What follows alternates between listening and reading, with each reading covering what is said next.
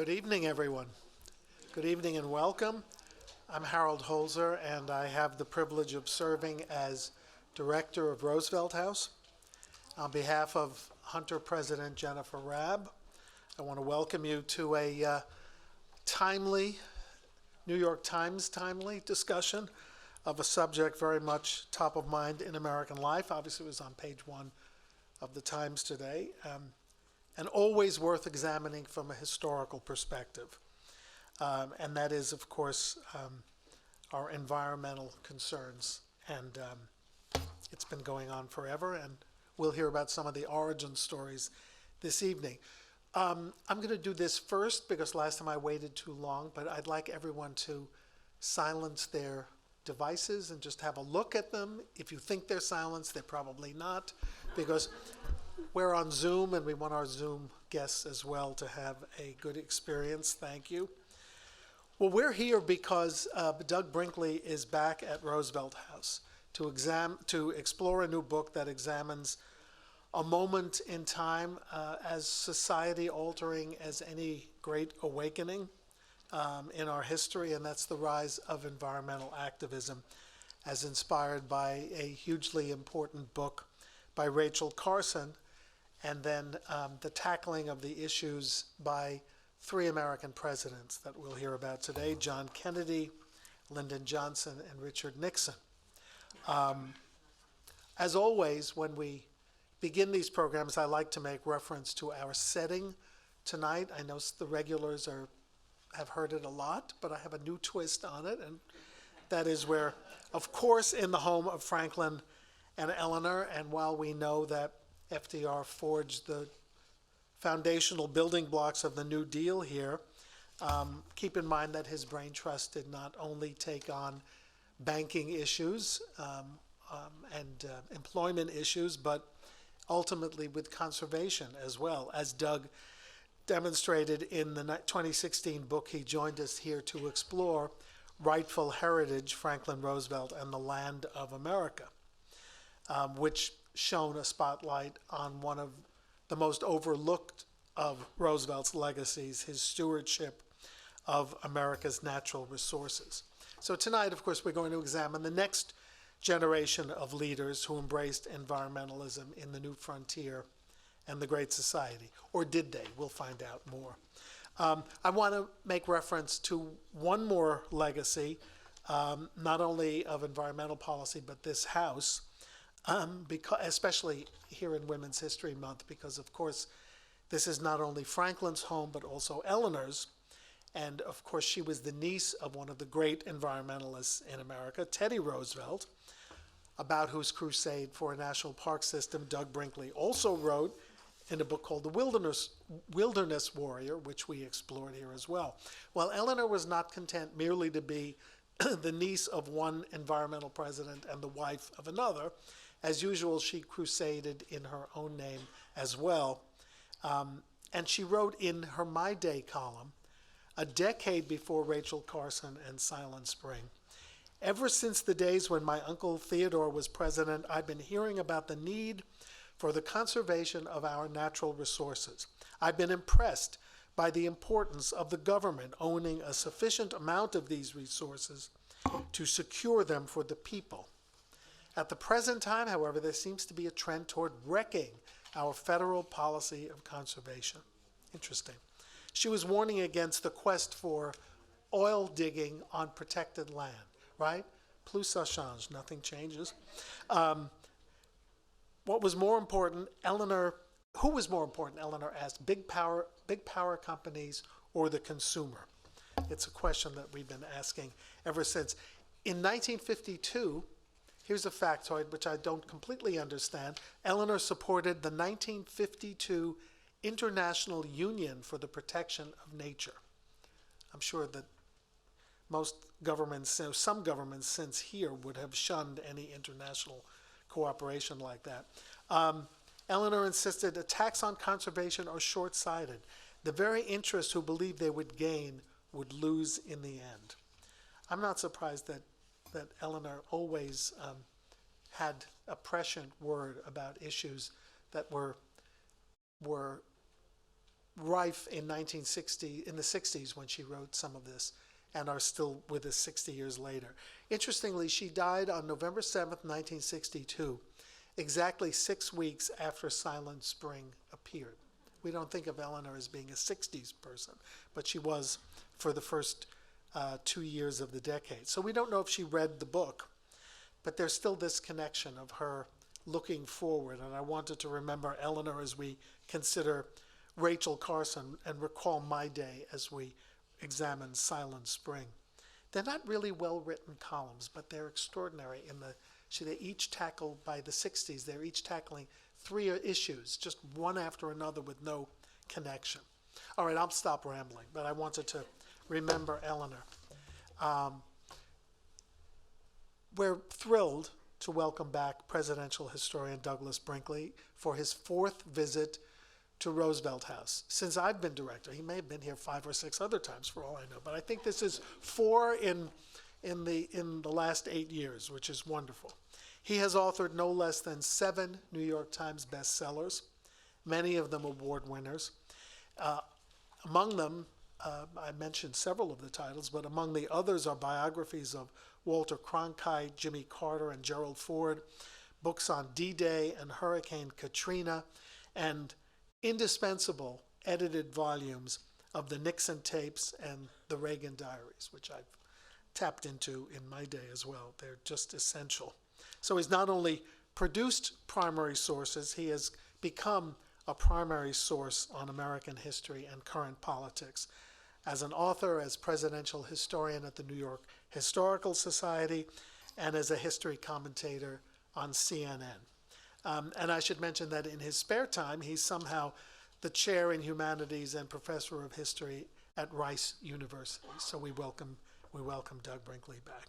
As interlocutor for the evening, we are so fortunate to have Professor William Selecki, who is director of the Institute for Sustainable Cities at Hunter College, and a professor in Hunter's Geography Department, and chair of our own Roosevelt House Public Policy Program Faculty Committee. So he's kind of my boss, one of my bosses. So this was the right moment to showcase him. He's a widely recognized expert on climate change and urban environmental climate challenges. He's testified before Congress, served on a number of commissions, fed into the New York Times story that I'm sure all of us read this morning. He's led the Science and Resilience Institute at Jamaica Bay, co-founded the Urban Climate Change Research Network.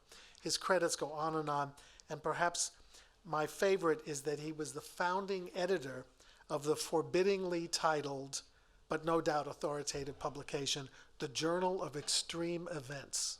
I love that title. It is truly scary. So we have a meeting of giants today, and I'm going to get out of the way in just a second and let them have their conversation. Our discussion will last about 40 to 45 minutes. Will be followed by a question and answer session for which we will ask you to wait for the mics that will be brought to you when you're recognized so our Zoom guests can hear you as well as the audience here. And then we will invite you all upstairs to a reception and a book signing in honor of Silent Spring Revolution. And with that, please welcome Douglas Brinkley in conversation with Bill Selecki. Thank you, Harold. Also a long-suffering Mets fan. We're taking you away from the World Baseball Classic, but that's a whole other story. I'll say a couple of things and maybe start bringing some questions to you, Doug. If you haven't seen the book, it's a great book. It is captivating. It tells an amazing narrative of an amazing time. I think one of the things, as Harold has just said, about this question of the environment, we see it as part of our discussion today, and I brought my props.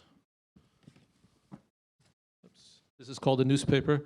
And the lead story is about the report that came out yesterday. And as I read it, I just recalled so much of the book coming back to me. And then I also simultaneously thought about what was behind the story and the struggles that went in that report that was released and all the issues that are still yet to be debated and struggled over. And I think one of the things that I I took away from the book is this issue that the author provides for us, is it reveals this notion of struggle. It sort of, takes the mask off of all the things that we're familiar with, all the little blotches and spots on the map that have names that are wildlife this and wilderness that, but each one was a struggle.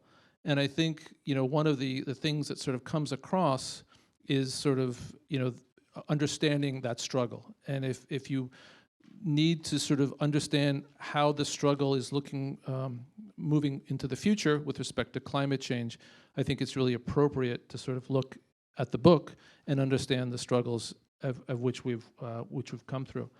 And maybe with that in mind, I mean, and I know there's always that delicate dance asking a historian, like, we can't project anything necessarily. Maybe this is some historians I've spoken with, they said, well, the history doesn't necessarily provide for us a path into the future, but it provides lessons, it provides glimmers of things to think about. And you open the preface of the book watching television and thinking about the fires in California. You don't really recall that a lot throughout the book, although it's like underneath the text, it's between the lines.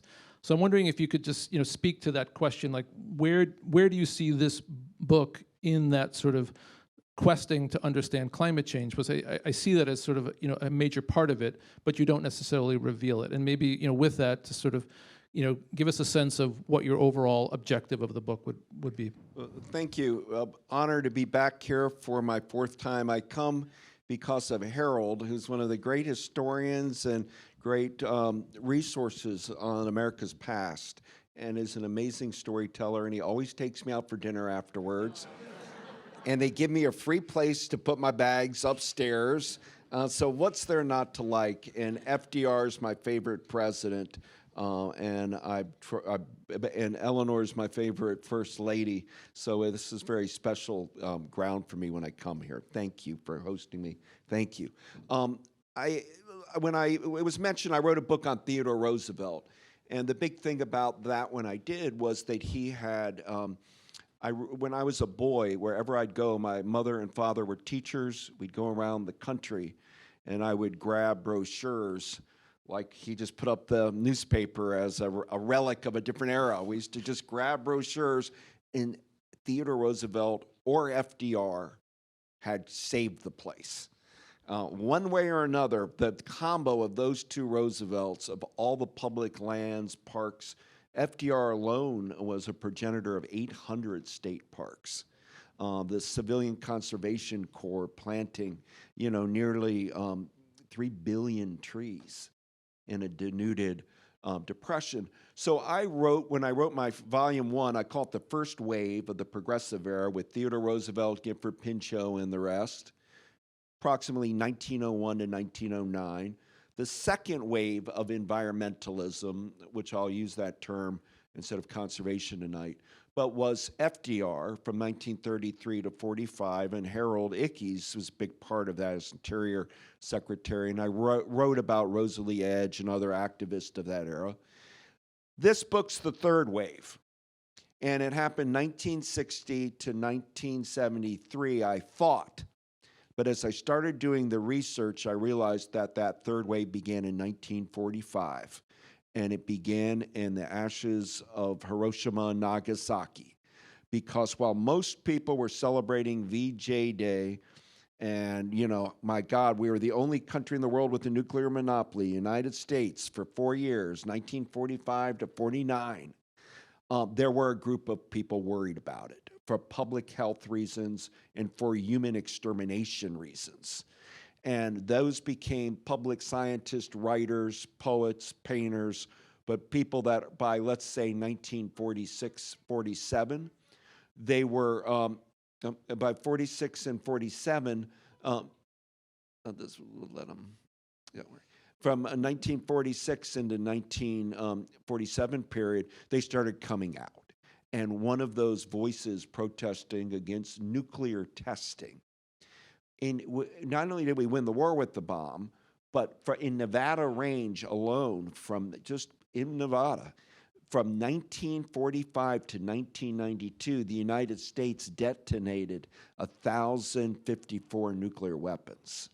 We were blowing them up willy-nilly, guys. And the fallout wasn't just making uranium miners sick, but it did. It didn't just destroy the Navajo reservation. It didn't just make hard-scrabble backwoods people ill. It blew across America. And one of the people that was worried about nuclear testing is Rachel Carson. And I'll talk about her in a moment. But other was Norman Cousins, who was the editor of the Saturday Literary Review, who eventually convinced John F. Kennedy to ban nuclear testing with the famous historic treaty in '63. And do you realize Norman Cousins created SANE here in New York to stop nuclear testing, and had as his most effective agent Coretta Scott King, and that Martin Luther King was part of that anti-nuclear testing movement. But when Norman Cousins, Kennedy liked him, and Kennedy read him, and he was a big worry. He wrote the most cutting-edge article called "Is Man Obsolete? Does Nuclear Weapons Mean Destruction of the Planet?" And by 1963, Kennedy with Russia and Britain signed it so we don't test nuclear weapons in the atmosphere or underwater. Others, Barry Commoner, who a public scientist at Washington University of Washington University in St. Louis, started studying babies' teeth and seeing family clusters that were getting radiated from different generations. And so that anti-nuclear movement's where I had to begin the third wave. And it also connected to an anti-DDT movement, which Rachel Carson's synonymous with, because we thought FDR said, Dr. New Deal is now going to be Dr. Win the War. Well, winning the war meant you use whatever, nuclear weapons or pesticides.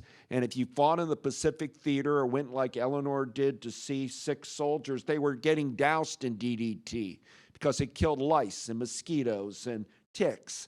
And it was considered a miracle of chemistry. And so we started crop spraying DDT all over America, and it created cancer clusters.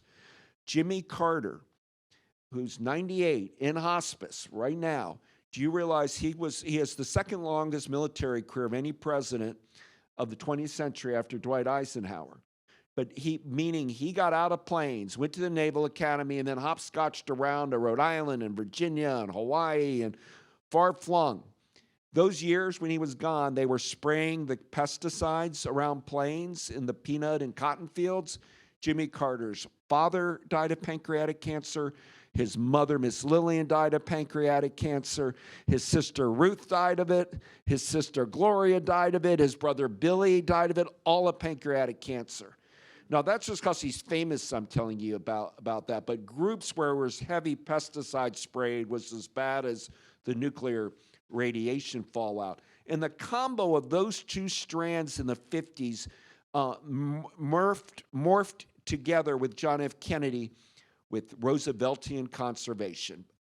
FDR, Theodore Roosevelt, they morphed together. And so by '62, you had national parks, wilderness protection, wildlife, seashore protection, traditional conservation types of Henry David Thoreauvian movement things, Sierra Club, Wilderness Society, Audubon, mixing with public scientists, warning that the industrial machine of the planet is meaning hyper-industrialization is killing flora, fauna, and exterminating species and perhaps humanity, and we are in a reckless run, and that run has run us right into climate change.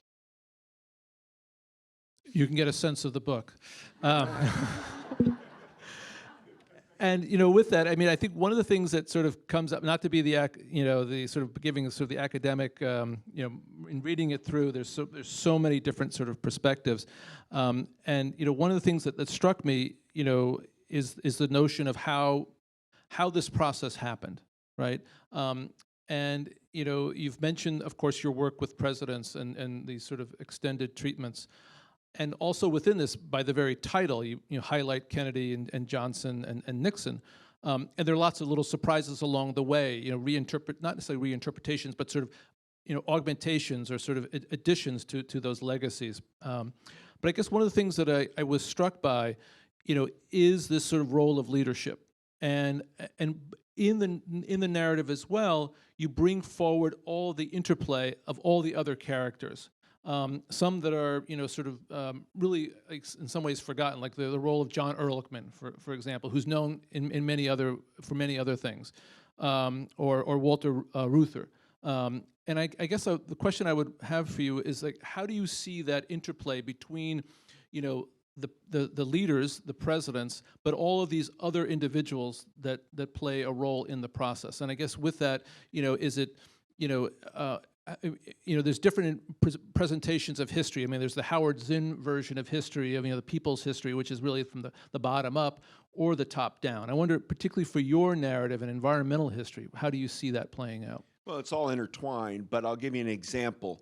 When FDR was president, out in California, the Sierra Club and a group of grassroots environmental activists started getting together and saying, we want to save High Sierras, what is today's Kings Canyon National Park.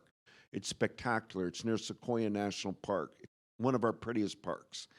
And they wanted a weird grassroots idea of roadless wilderness, a national park that you'd see some of the sequoia trees, but then 1 million acres where no roads were allowed, because roads would bring in lumber trucks and electricity, and we'd block it all off and have a pristine wilderness that would bottle up the old frontier experience and save the High Sierras.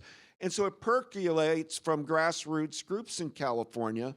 And then Harold Ickes, FDR's Interior Secretary, got thrust with the idea, bought into it, and found a young propagandist that did not have a household name named Ansel Adams, the great photographer, whose early book, they're worth a fortune, his early ones on photos of just Kings Canyon part of California. This was before his Yosemite and the rest got famous. And Ickes saw how beautiful the photographs were, and he set up an appointment to meet Ansel Adams, FDR, and gave him the book. And Ickes and Adams and a little group went to FDR, and Eleanor used to always say, if you want to save something, bring pictures for Franklin. Just like he liked postage stamps, he loved nature photographs. And if you said you could save, like he did Joshua Tree, Ms. Hoyt from Pasadena came and showed the Joshua trees, and he learned about them and said, 1,000,000 acres, I declare it a national monument. At that moment, when he was doing the roadless wilderness of Kings Canyon, Ansel Adams there with all the photos, Roosevelt says, no roads means I'll never get to see it. He's in a wheelchair. How is somebody disabled going to get to experience? You can't pull off like you can at the Blue Ridge Mountain or Taconic, or have a scenic view. It would be lost to anybody in a wheelchair. And then you know what Roosevelt does? He says, well, let's do it, and signs it. Vision, leadership, a vision, got it. But it always comes from the grassroots. Seldom does a president get it. I mean, the FDR and TR more than most. But I couldn't do FDR and TR in this book because it really was even more grassroots on every angle I dealt with. Kennedy, I always ask people, and I'll ask all of you, what is your Walden Pond? My friend, Vanity Fair David Friend, is here, and I'd love to ask him, because I know he travels New England and elsewhere tonight after this event. But I'd like maybe in our reception, meaning what place in the natural world so has moved you in your life that you love, and that when you're at a certain age, you're going to look back in your life and, oh my God, it could be my grandmother's farm, it could be part of the Catskills, it could be an exotic Galapagos trip. It's something that just took your breath away of God and nature in a dramatic way. And Kennedy had that. When you have that empathy and love of a natural environment, it turns you into a conservationist. And FDR, of course, had it with the Hudson River. You all know that, the Hudson River Valley and the river itself, which Eleanor said the lifeblood of my husband is the river. And John F. Kennedy had it with Cape Cod. It wasn't just yachts and smoking cigars or and glamour. He was a great sailor. The ultimate Atlantic wilderness, that was his Walden, the Cape Cod. And you know what he did? He joined the seashore preservation movement in the 1950s. Grassroots people saying, let's save Cape Cod. And Kennedy sponsored legislation, and as soon as he was president, he drove it home and established Cape Cod National Seashore. He did Padre Island, Texas on the Gulf, and Point Reyes National Seashore in California, right in Marin County. Guys, it's easy to save parts of the Brooks Range that are rock. Nobody wants to timber it or mine it. You can get a big number, 1 million acres saved way up in the Brooks Range in Alaska. You want to try saving real estate in Cape Cod, Gulf, Texas, in Northern California, right next to the Golden Gate Bridge?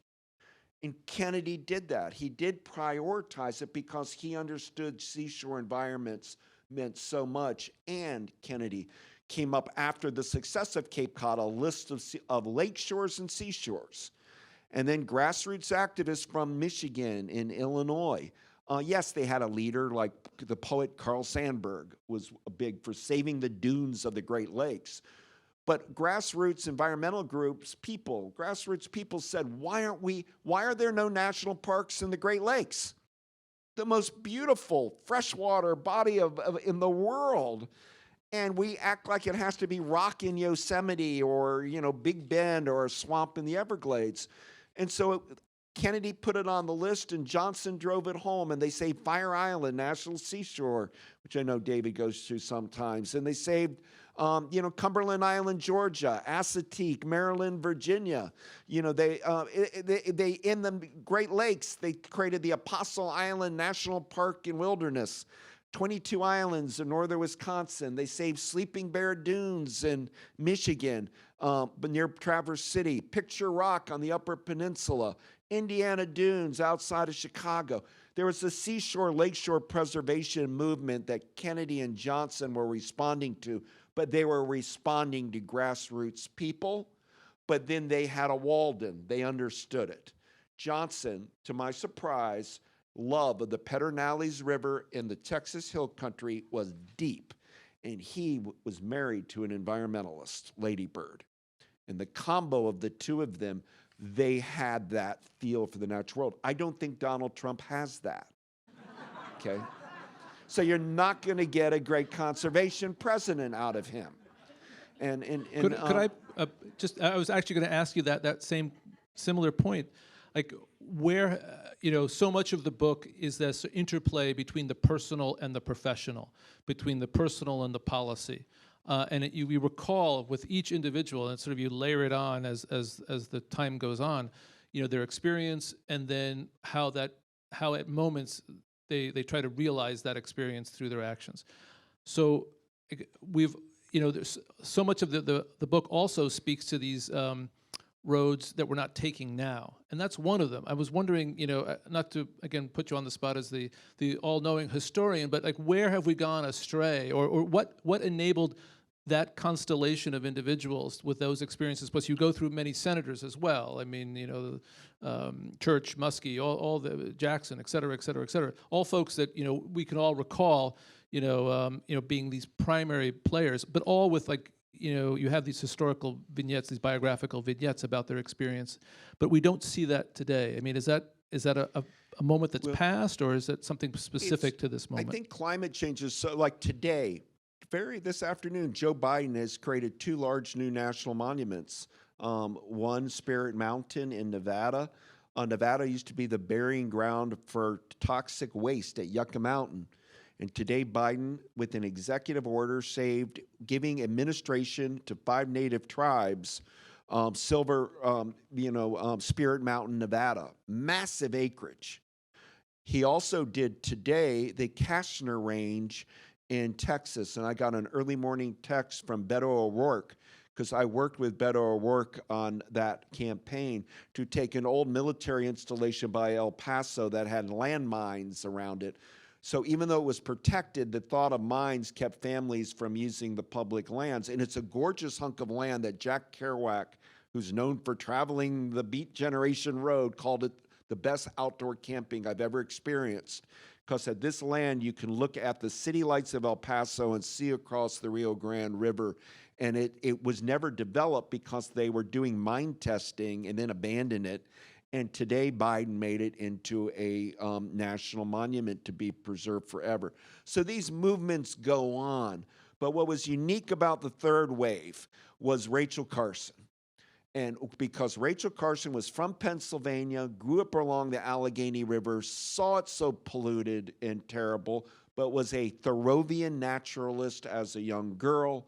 She was a great writer. I mean, as a child, wrote essays for St. Nicholas Magazine and run writing awards.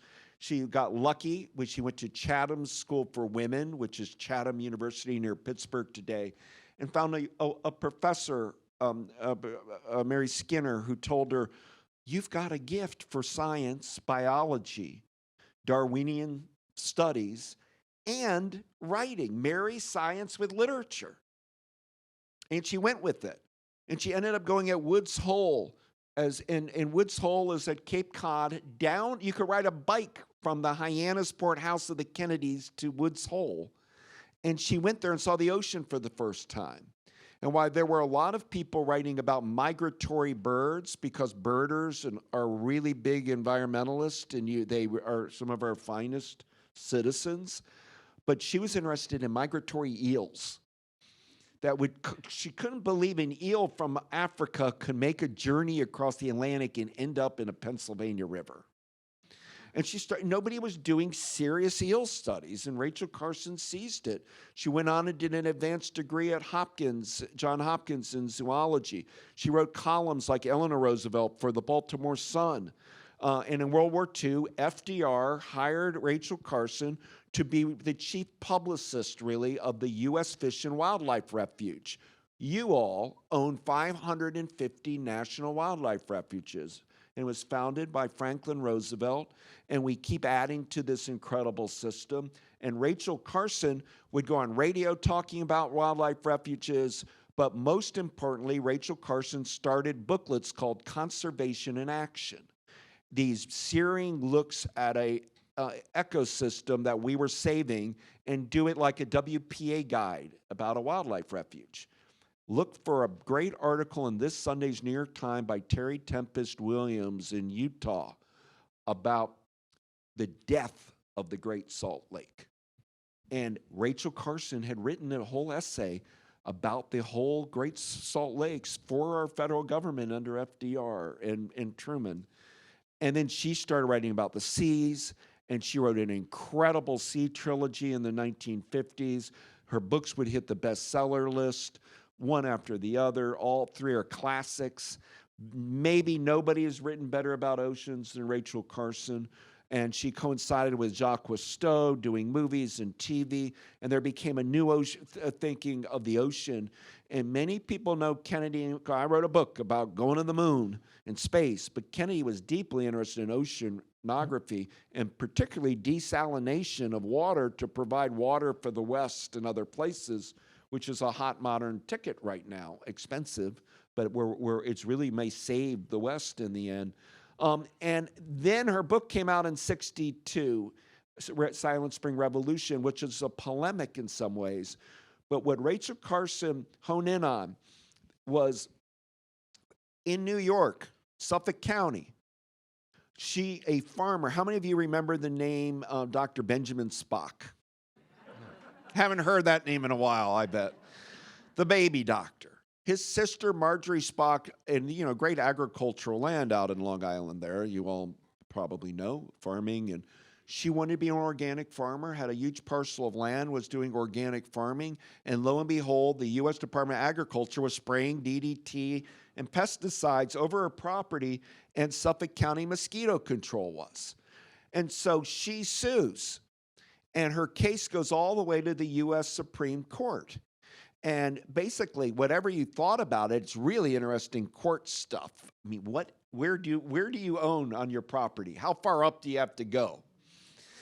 And Marjorie Spock goes to the Supreme Court. She's corresponding with Rachel Carson, and she loses her Supreme Court case.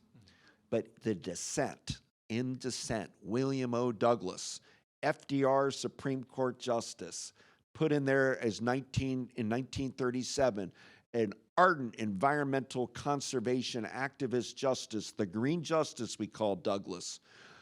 His dissent is so brilliant, it gets printed in Reader's Digest and elsewhere, and it starts churning things. And Carson inherits all of that court reams of paper from the Supreme Court case, document trove, and got from U.S. Fish and Wildlife, her friends in the government. Call them whistleblower reports, if you like, about how detrimental DDT was to fish, wildlife and potentially humans. And in the late 50s, Rachel Carson, suffering from breast cancer, doing radiation treatments with Cleveland Clinic and Mayo, loses all of her hair, wears a wig, doesn't go out socially, and sits in Silver Spring, Maryland, and types out and works on a clock against death to finish her book, Silent Spring. And when it comes out in 1962, the first person who read a copy was William O. Douglas. He got an early draft. He got the Kennedys on board and got everybody on board because they knew Carson was going to get attacked by the agrochemical industry. They were big. It's like the oil and gas industry. They went after her, but a revolution was launched because Rachel Carson was telling you, and you, your children or grandchildren are getting sick playing in their backyard. She ties FDR, TR, conservation, preservation to public health. And that's when conservation starts turning to environmentalism. And it blows the ranks up because suddenly it could be mothers against, poison in my backyard joining forces with Save a Seashore. And so the membership of nonprofits mushroomed on the Rachel Carson effect. She's dead in 1964 from cancer, and Kennedy's, of course, dead in 63. But the movement now is taking over. And to your core question, peoples are demanding. Here in New York, Norman Cousins was protesting dirty air, incinerators that you can't breathe. There was smog. There were death alerts in New York City for dirty air. There were no Clean Air Acts yet or Clean Water Acts yet. And these activists grew into becoming us, the people. And right after Kennedy died, we got the first Clean Air Act of 63 for stationary pollution from factories and incinerators. And Nixon signs the second Clean Air Act in 1970 with automobiles. And we as Americans got lead out of our gasoline, which made our air quality much healthier, and put on a whole bunch of new regulations to rein in rank pollution.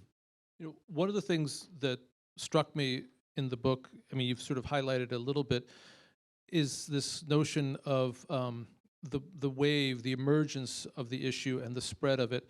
And it obviously became vast, and it spread throughout both large parties, right? It was amazingly bipartisan.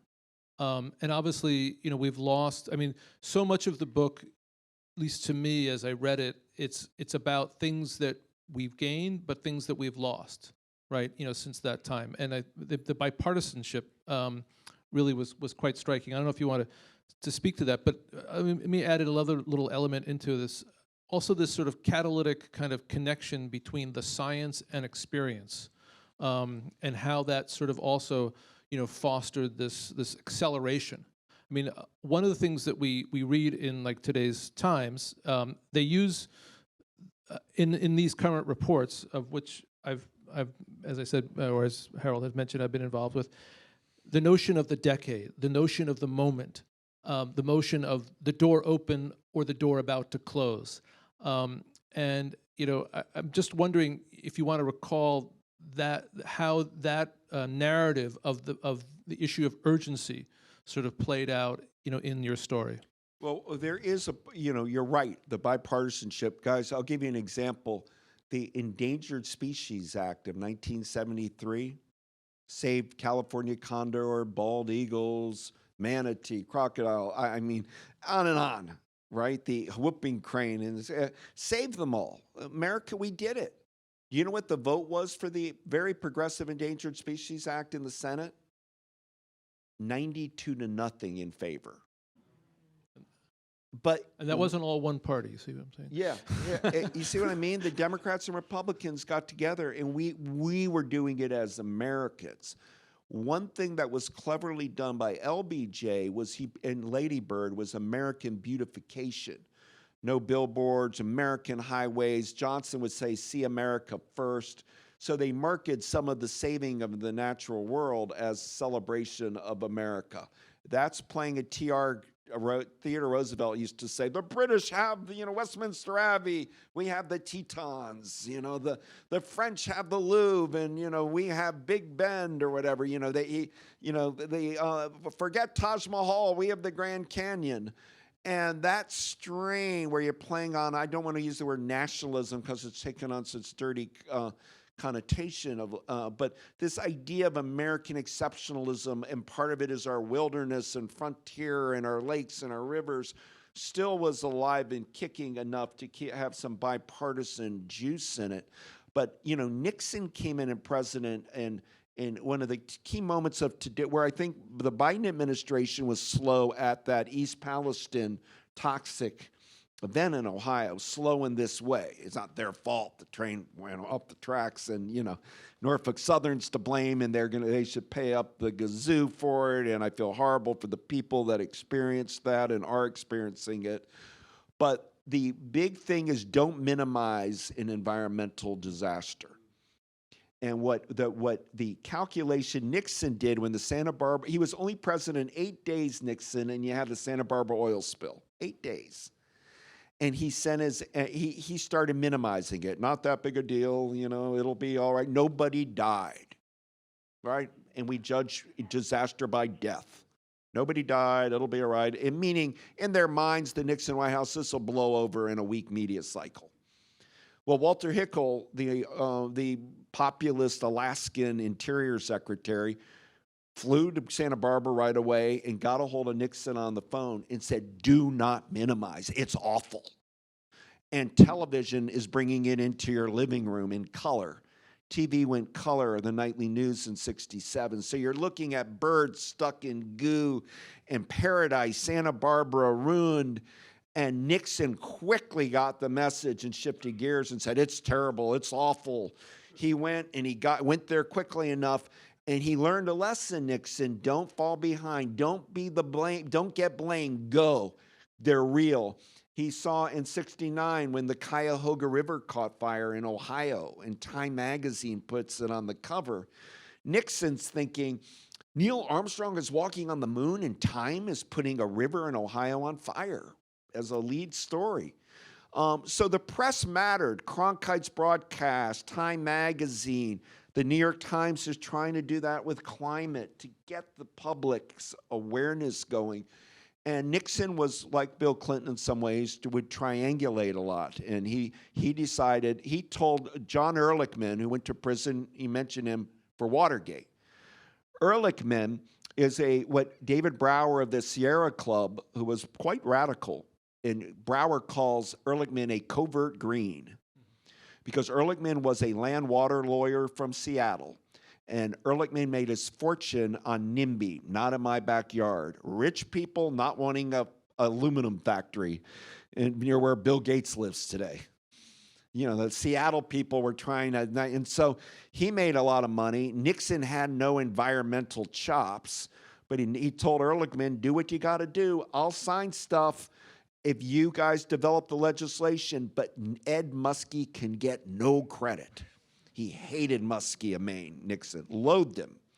And Ehrlichman got the message, and Ehrlichman was friends with Senator Scoop Jackson of Washington, another one of the Seattle people, and it's Jackson's shop. Jackson had environmental credentials for being the lead voice in saving North Cascades National Park, which Johnson brought into fruition in 1968. And now Ehrlichman is working with Jackson, and they're the ones who get Nixon to not just do endangered species, but clean air, and particularly they create NEPA, sign on to NEPA, National Environmental Policy Act, and Nixon creates the Environmental Protection Agency in the summer of 1970 and puts a vigorous enforcer, William Ruckelshaus, to bust polluters. Nixon, it wasn't that Nixon was green or environmental or had a Walden. It's just he was a political animal. And the people were demanding clean air and clean water. Kurt Vonnegut, the novelist, said Lake Erie is died of human excrement and Clorox bottles. Lake Erie was that dead. That's our great fishery in America, Lake Erie. And Dr. Seuss wrote the Lorax in one line. He said, Smeary, Lake Erie. And it became this thing about what kind of country are we heading into the bicentennial of our nation when our great Lake Erie, where most of the fishing takes place in the heartland, is dying. And the media and people woke up, and Seuss, Theodore Geisel, decades later, school kids wrote him and said, we have cleaned Lake Erie like you wanted, Dr. Seuss. We can now fish in it again, and we can swim on the beaches. I wouldn't put my kids in the water, okay? But their point is it did get clean. And Seuss, Geisel writes these kids' school back and says, I'm going to change the line, and he did in the book, that you guys have cleaned up your lake. It isn't Smeary Lake Erie anymore. The point is, a lot of hands got involved all over, and a lot of poets, writers. That first Earth Day, Joni Mitchell, Big Yellow Taxi, and Marvin Gaye, Mercy Me, The Ecology, and about Pete Seeger saving the Hudson River and stopping Con Edison at Storm Mountain, and the California people stopping a nuclear power plant and was planned to be built on the San Andreas Fault. Yeah.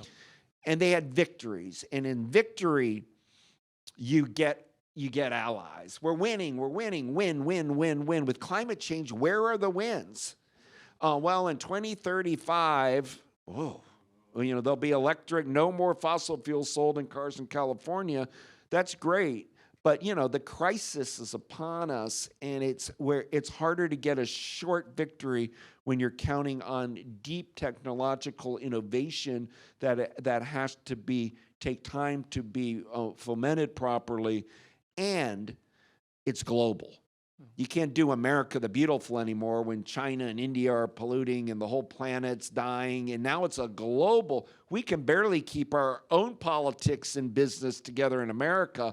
Now we're trying to lead the world on climate change. And it's really Herculean work that needs to be done. People are trying, but it can be, you can feel grim when you start weighing into a career like yours. Yeah.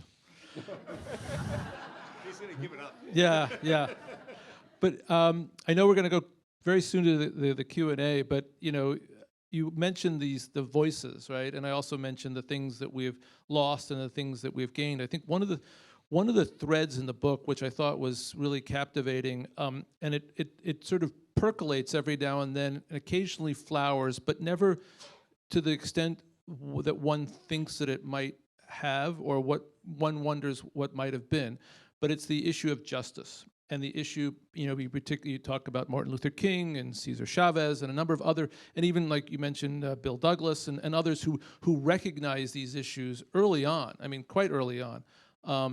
But it doesn't really sort of percolate up, into the main narrative of the story, not necessarily the story of your book, but the larger story. I'm wondering if you want to expand on that a little bit. Well, the term environmental justice, most environmental historians are kind of believe it to be a 1980s phenomena, but it's been with us for a long time. But in my book era, the big people were, Martin Luther King used to say, what good does it do to integrate a lunch counter in Greensboro, North Carolina, if the milk were drinking has strontium-90 in it from nuclear fallout?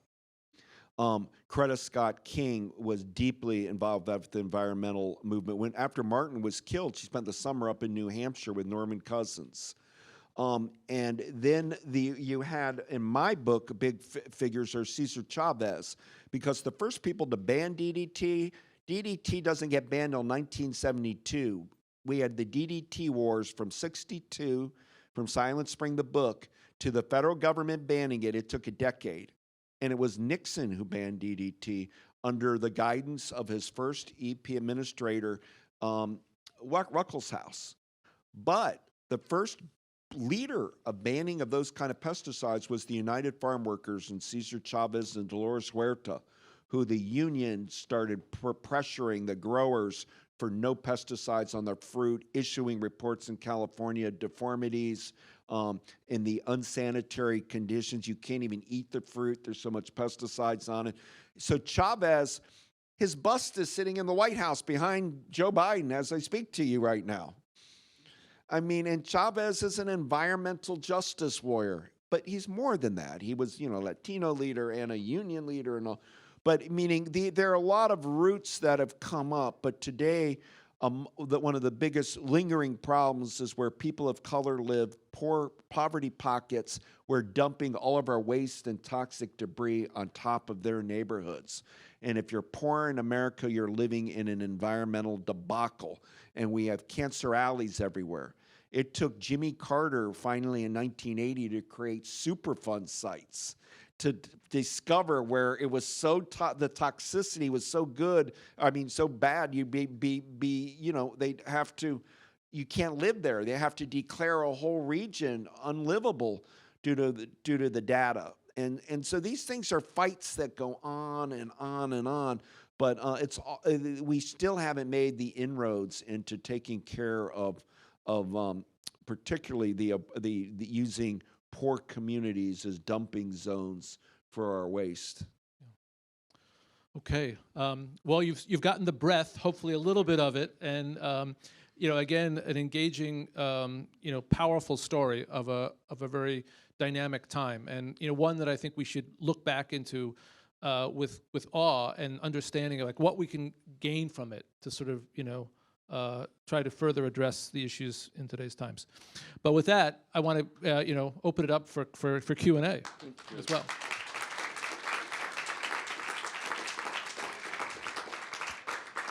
And I think we have a roving mic.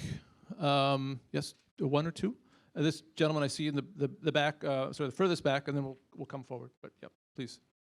And I'm going to say is, what am I? The interlocutor is such a great word. You know, please keep your comments or questions very short so we can get as many people as possible in. Please, sir. Yes, Professor, thank you so much. It seems to me that the pandemic, ironically, was a great, great teacher about how when human activity, let's call it, decreases, the ecological situation globally improves. But I'm not sure we're learning that lesson. Are you? Well, it did, didn't it? I mean, the status, and you should comment on that. The amount of emissions we put were improved. There was a temporary greening, if you like, of the planet. Well, tell us about that. Well, there was a dip, 2020. Certainly, if you look at all the stats, there was a little dip. We've you know, well recovered from that, and you know, so the challenge continues. But it illustrated the I think that the takeaway from that was the notion that we can change and adjust rapidly, and that there's capacity within the system to do it. Of course, at this point, there was a sense of like returning back to a quote-unquote sense of a normal sense of energy. Of course, I mean, not to get too much into it, but the Russia and Ukraine war has sort of, you know, further transformed that process. But nonetheless, the lesson of the COVID experience was that we can change rapidly, and we saw a dramatic dip in emissions. Thank you. Good point. Maybe the gentleman in the hat, and then we'll come back toward the front. This is not a question, but ever since I came to this country, I'm being bothered by the dialogue. They always say business interests versus environmental protests or activism. So this business interests and capitalism versus environmental protests and environmental justice. I'm not making any ideological question here, but the way you finished it, it tells me this is an ongoing struggle. So how far you play into this kind of situation? I mentioned this is the third wave, right? I gave you the three. I'm looking for the fourth wave. That was one of my questions. Is there, you know, what's out there? I mean, it's due, right? And we were almost there. There was a threshold moment when Al Gore did An Inconvenient Truth. not just because of Gore, but there were at that point about 10 Republican senators that were really into combating climate and doing large things. But when Gore didn't become president, and then Gore couldn't get quite the traction as a movement, we've reverted backwards on it. Where's the fourth wave coming, and when will it come? I don't know, but I do think it's a lot about Generation Z, young people today that are really, the baby boomers and Generation X, parents, grandparents, whatever, have educated a lot of the public. We have a language of earth science and environmental justice and eco-racism, and we got it, kind of an education going on here, but we're not able to kind of do the big leaps. And so I'm looking to the young people, and I've been teaching a professor since the 1980s, late 80s. And I've never seen a group like the 18, 22-year-old right now that are really interested in this story in the New York Times about climate. Greta was just a symbol of that, but there are many Gretas out there in the country. And hopefully they will be able to elevate environmentalism to a top. FDR said Theodore Roosevelt said natural resource management is the #1 job of a president. FDR died in Warm Springs, Georgia, fighting to create a United Nations conservation law that all the world lived by the same air and water standards.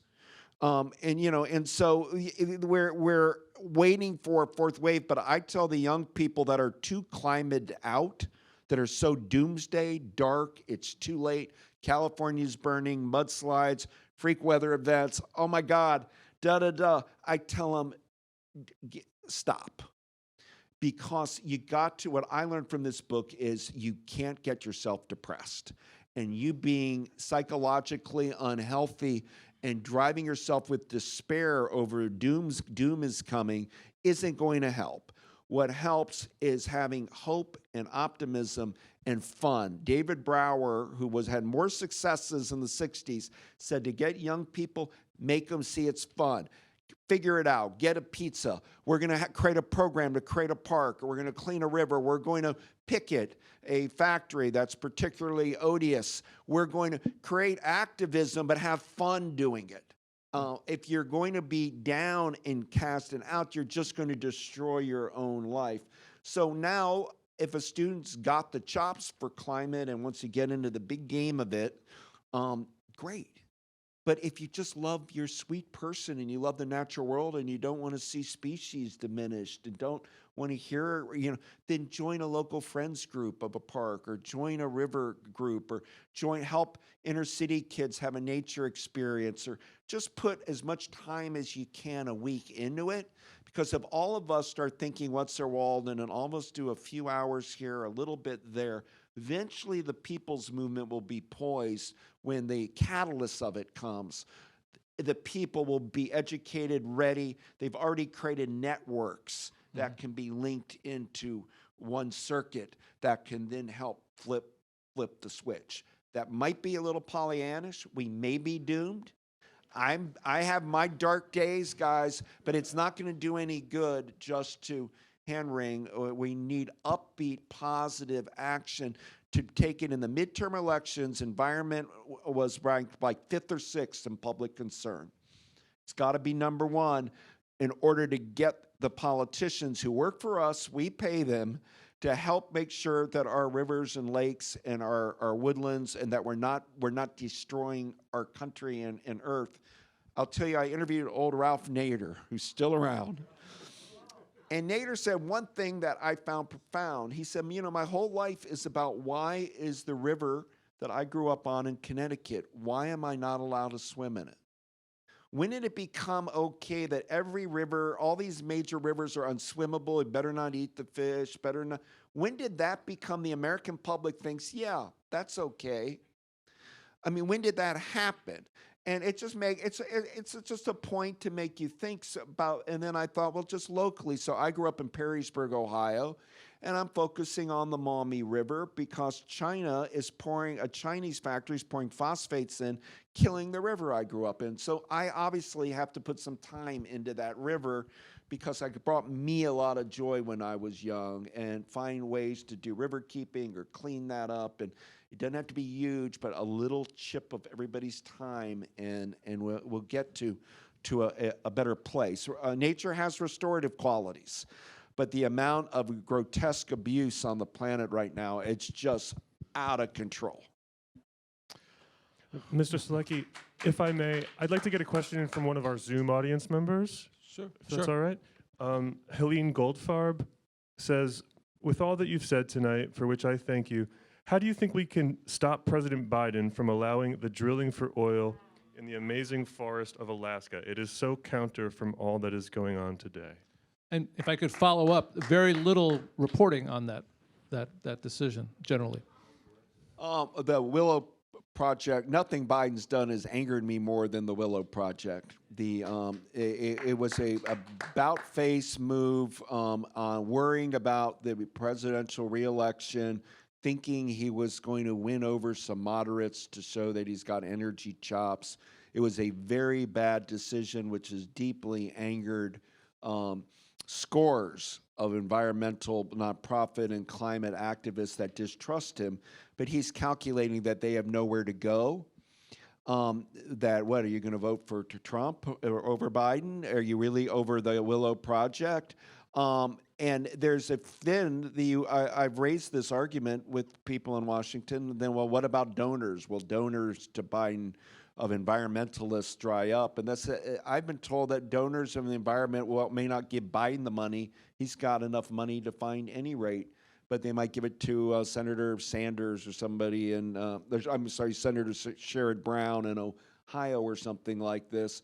But for people that work on the Alaska Wilderness League and all, it's a great betrayal, in my view, of Biden. And I think the reason the two national monuments were done today was like a little bit of pay. See, I haven't really left you guys, because he is here getting blowback, and more so than I think they expected.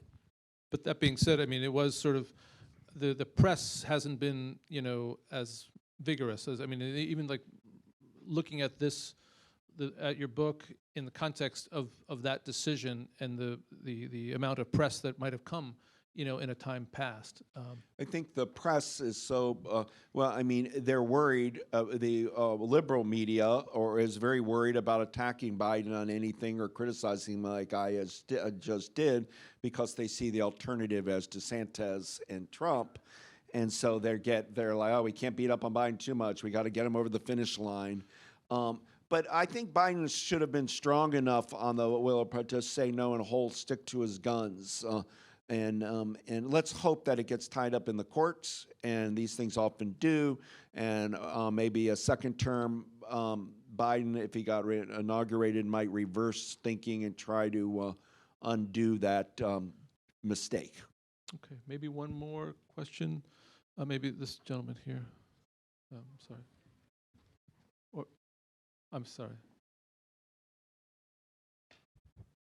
What is your scorecard on Barack Obama? He as an environmental president, and we grew up in Hawaii, but we know him from as an urban guy. What did he accomplish, or didn't he accomplish?